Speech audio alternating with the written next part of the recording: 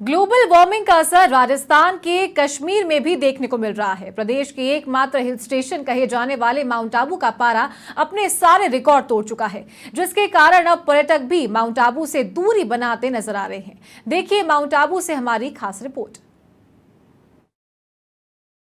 इन दिनों पर्यावरण के प्रति लोगों की उदासीनता और लापरवाही ने माउंट आबू की सूरत बदल के रख दी है, तो वहीं ग्लोबल वार्मिंग ने धीरे धीरे क्षेत्र का तापमान भी परिवर्तित किया है, जिसका खामियाजा यहाँ के स्थानीय लोग और यहाँ की आबो हवा उठा रही है। मई और जून महीने में पड़ने वाली गर्मी से निजात पाने के लिए सरकार से लेकर देश भर के पर्यटक माउंट आबू की ओर रुख करते थे, मगर अब गर्मी से यहाँ का तापमान भी 37 डिग्री तक पहुँच चुका है, जिसके चलते पर्यटक माउंट आबू से दूरी बनाते नजर आ रहे हैं। इस वर्ष माउंट आबू का जो एवरेज टेम्परेचर है वो ज़्यादा हुआ है कि पहली बार 37 डिग्री के ऊपर माउंट आबू का टेम्परेचर दर्ज किया गया है, जो अपने आप में एक बहुत बड़ी बात है, क्योंकि माउंट आबू एक समर कैपिटल हुआ करती थी ब्रिटिश टाइम के अंदर। जो डिफॉरेस्टेशन हुआ, डिफॉरेस्टेशन होने का सबसे बड़ा कारण ये रहा है कि माउंट आबू के जो टॉप ऑफ द हिल्स हैं उसके ऊपर से मिट्टी का कटाव हो गया और वहाँ पे प्लांटेशन कम हो गया। और माउंट आबू में पहले जो एनिकेट्स थे, आज एनिकेट्स नहीं है। अगर वाटर हार्वेस्टिंग और एनिकेट्स बढ़ाए जाते हैं, माउंट आबू का जो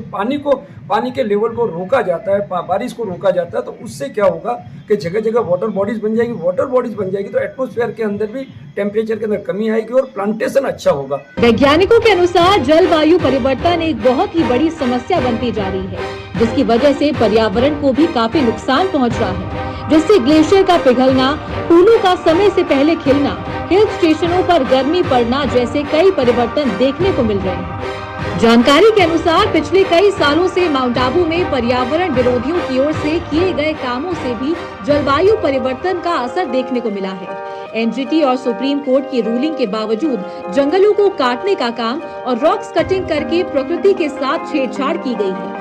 जानकार बताते हैं कि माउंट आबू में अवैध ब्लास्टिंग और होटल निर्माण की वजह से भी जलवायु परिवर्तित होने को नकारा नहीं जा सकता है। माउंट आबू के मूल निवासियों की मूलभूत जरूरत को नजरअंदाज करके उद्योगपतियों के होटल बनाने से स्थानीय प्रशासन की कार्यप्रणाली पर सवाल खड़े होते हैं। आबू पर्वत में कुछ दशकों से सघन वृक्षों की कटाई हुई है और आबू पर्वत होटल्स के रूप में विकसित हुआ और इस कारण से ग्रेनाइट चट्टानें एक्सपोज हो गई। ग्रेनाइट चट्टानें बड़ी मात्रा में ऊर्जा का अवशोषण करती है और इसके फलस्वरूप धीरे धीरे वहाँ का टेम्परेचर बढ़ता जा रहा है। खड़े अभी ओरिया क्षेत्र जो माउंट आबू से एक मिडिल टॉपेस्ट है, इसके बाद गुरु शिखर दिखाई देता है। और गुरु शिखर यहाँ हवाई अगर बात करें हवाई रेंज तो यहाँ से 6 किलोमीटर है और सड़क मार्ग से जाएं तो 9 किलोमीटर है। आज टेम्परेचर 37 डिग्री माउंट आबू का पहुँच चुका है और 37 डिग्री के टेम्परेचर में यहाँ जो पर्यटक खासकर ठंड के मौसम का आनंद लेने के लिए गर्मी के दिनों में यहाँ आते हैं, उन्हें निराश होना पड़ा। आपको मैं दिखाऊंगा कि आपको सीधा गुरु शिखर दिखाई दे रहा है।